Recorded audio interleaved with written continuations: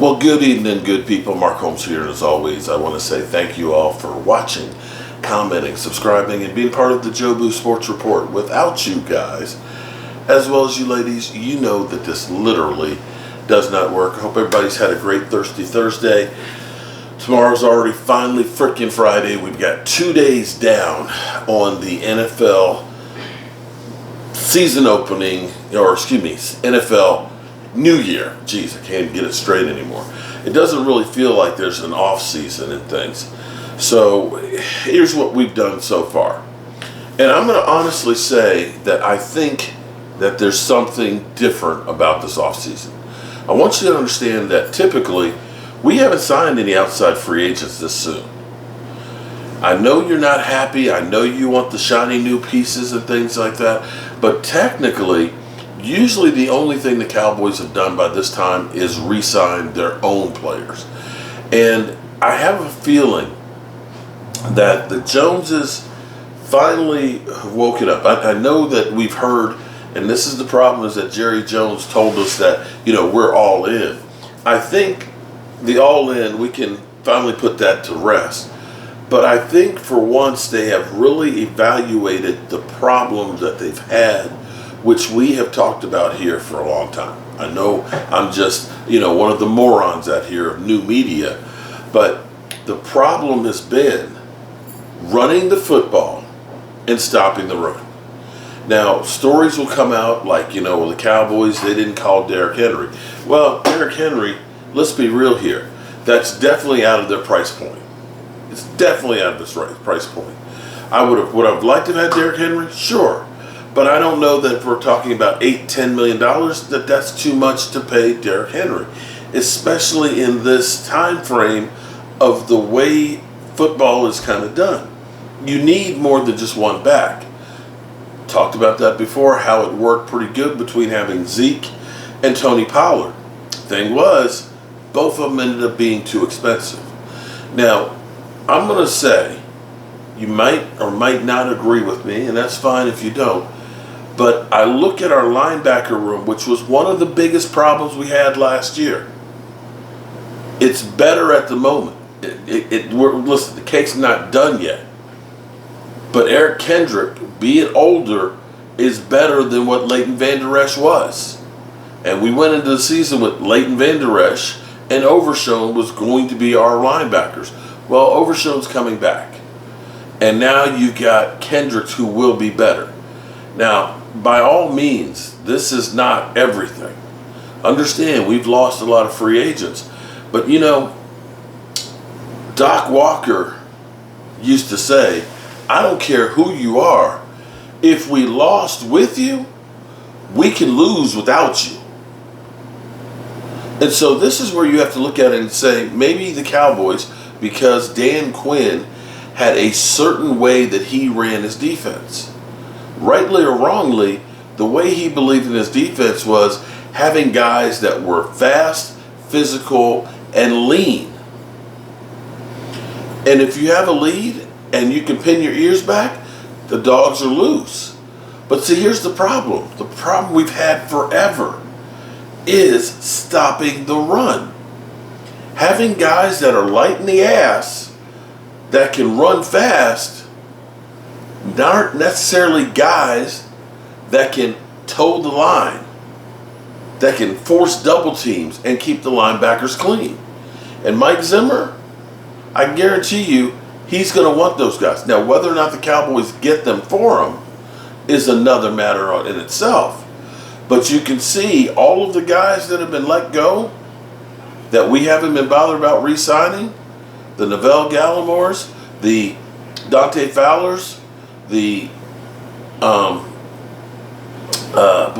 Dorrance Armstrongs. Well, we couldn't stop the run with those guys.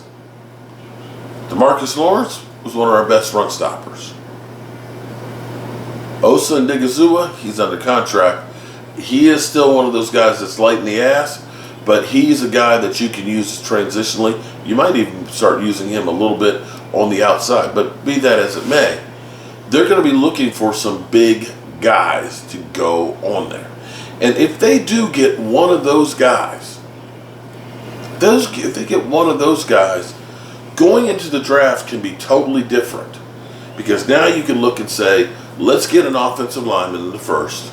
Let's look at getting ourselves a great running back, and let's see what is there and taking the best players available.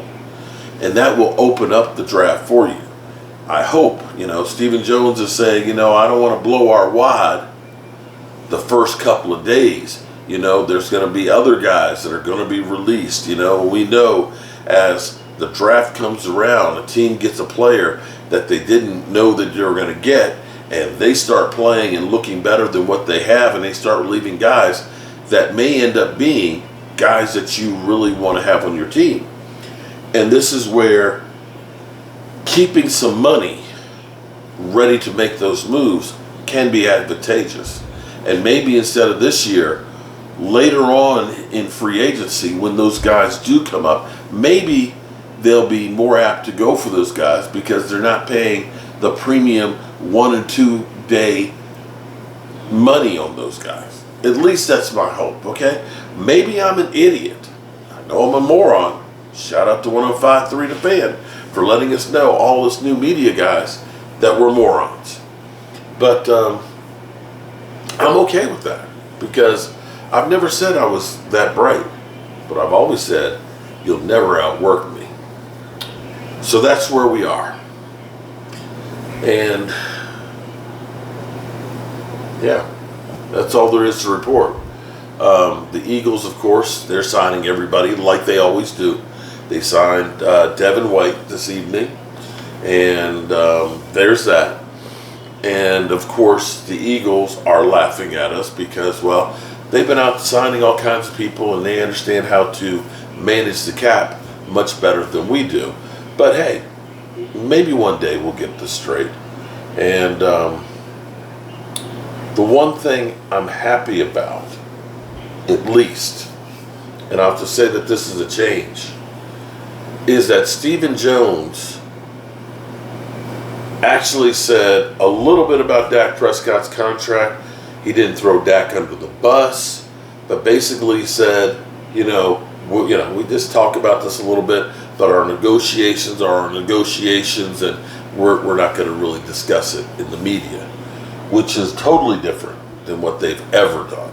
Because usually what they're doing is they're trying to get a better deal and use the media, unless they're using 105.3 The Fan to go ahead and try and put some pressure on it. But it's neither here nor there. Anyway, good people, I want to thank you all so much. I've got myself another monitor that's actually over there, and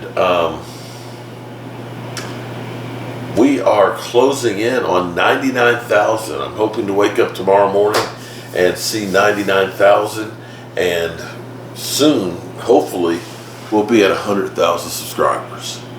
And I can't thank you guys enough. You guys have been incredible, and it humbles me, and it makes me want to work that much harder to bring you all the news, the good, the bad, and the ugly of the Dallas Cowboys. In the meantime, I'm going to go carry my old ass to bed and get myself some sleep. Tomorrow is another day. And remember, tell the people you love how much you love them. You might not get the chance again, good people. And I love you. God willing, I'll see you tomorrow. Peace out.